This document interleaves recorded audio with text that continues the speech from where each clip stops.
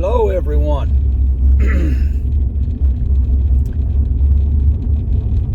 Glad to have you with me today as we continue on in the book of Genesis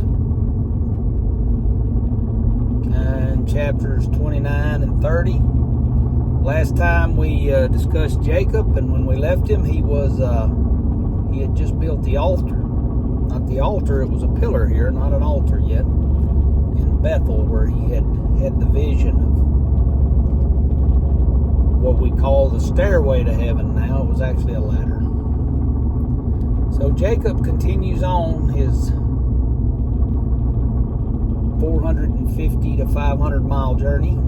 He finally arrives in Haran, and when he gets there, he comes upon these people tending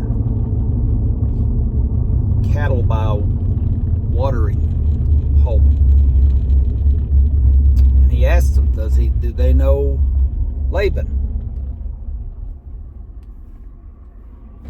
which is his uncle? And they say, yes, we know it.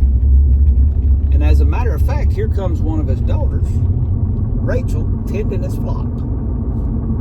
So Jacob shows up and finds who he needs immediately. It's that's God at work. I don't know how big Haran was, but Jacob had traveled 450 miles, and he's right at the spot he needs to be at the exact time he needs to be there. If that's not God's provision, I don't know what is. So he sees Rachel, and it's love at first sight. The Bible tells us that she's very beautiful. He explains to Rachel who he is. She runs back, tells her father. He comes, and he's overjoyed to see his family.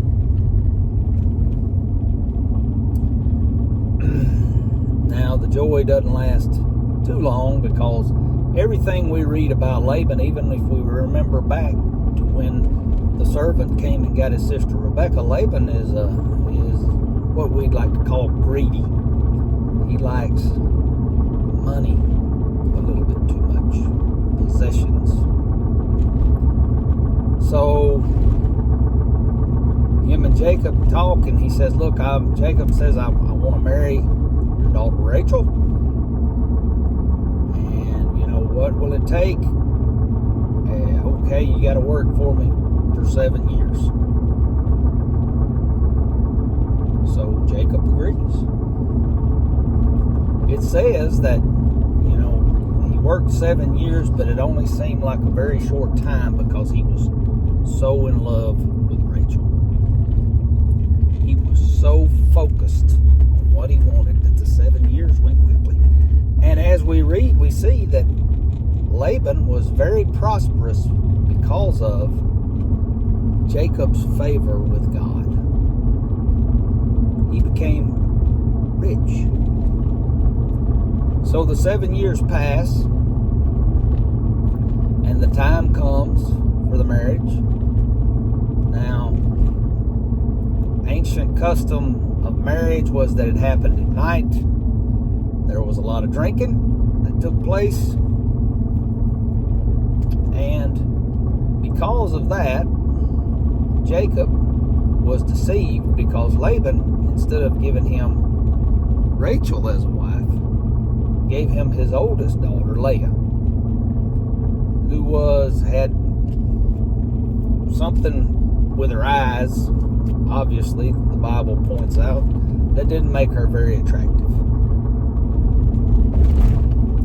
So Jacob is deceived by the cover of darkness, because he couldn't see well. It was dark, and his vision was impaired because he'd been drinking a little too much.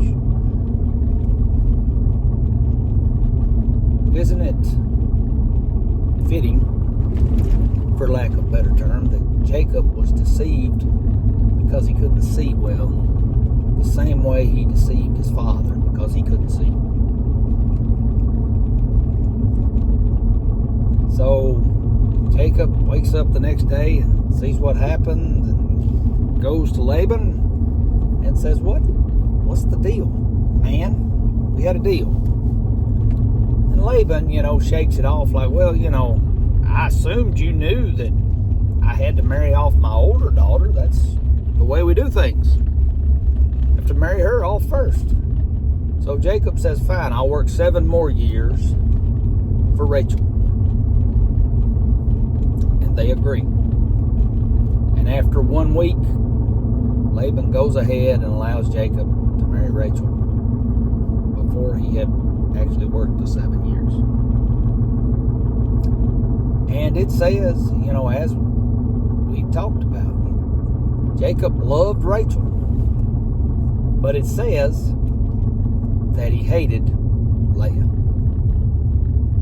Leah was hated through no fault of her own. Did she participate in her father's deception? Yes, but at this time in history, she didn't have a lot of choice. The women had to depend on their father and eventually their husband. It was the only source of income they had. So Leah was hated. It says she was hated. But God saw that she was hated. And, God loves the unloved. He takes care of them. So what happened? It says that Leah, obviously, who was hated,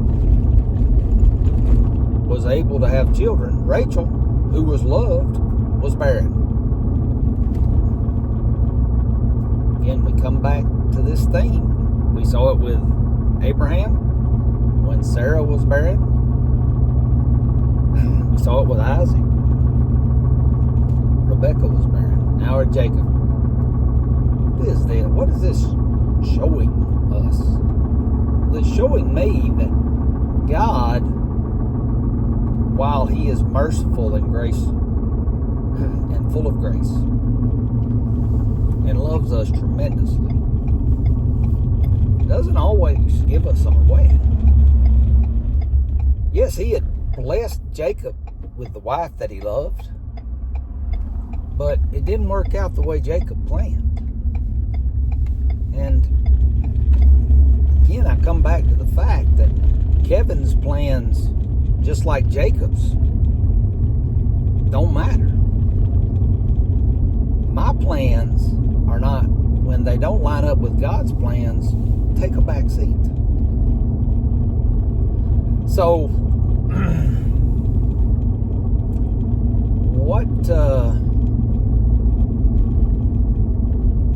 what happens next? Well, it says Leah has 3 sons, her and Jacob.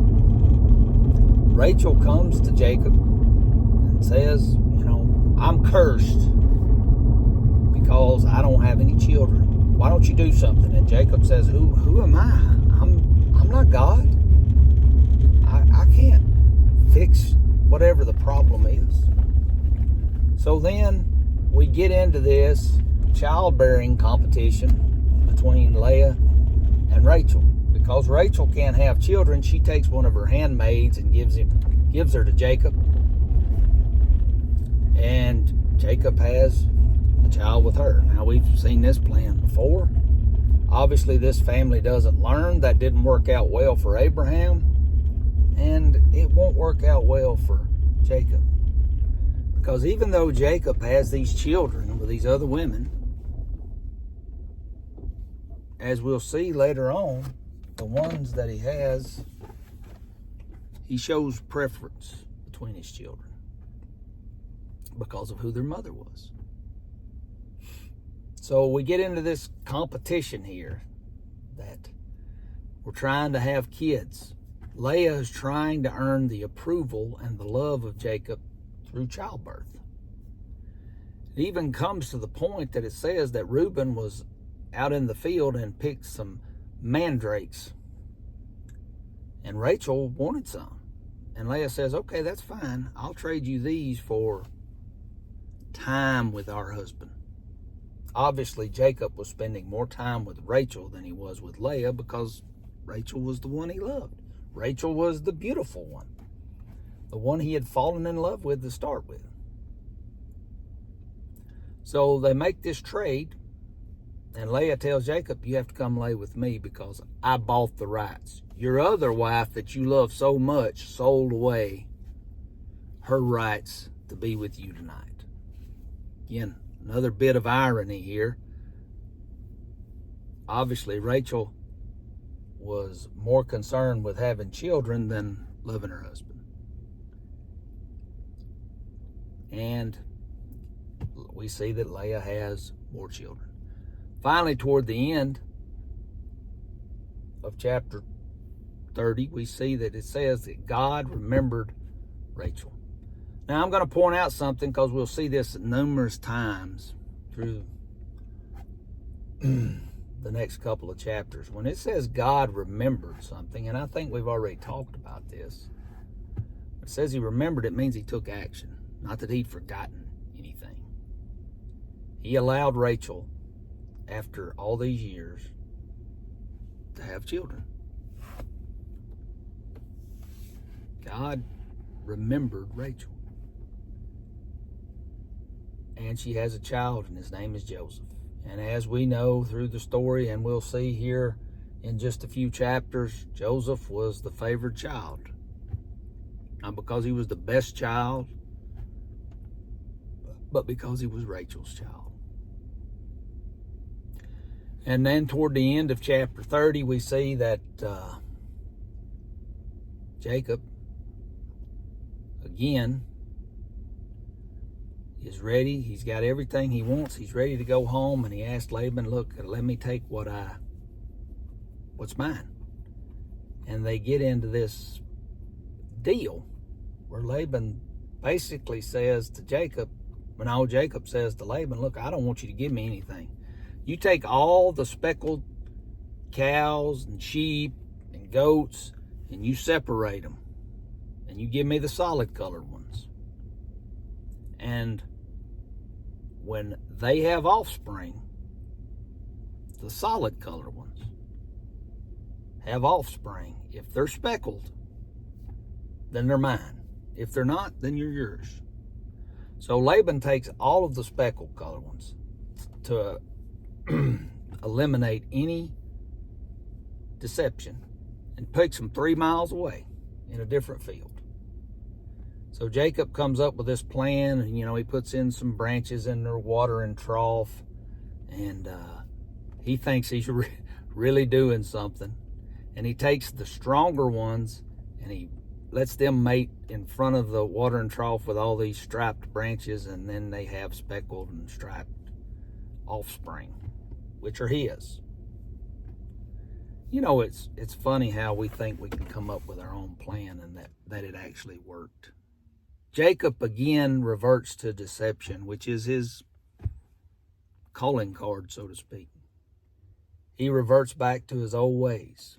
He thinks he's deceiving Laban, but what's really happened is God is blessing him just like he said he would. Just like he told him from the start.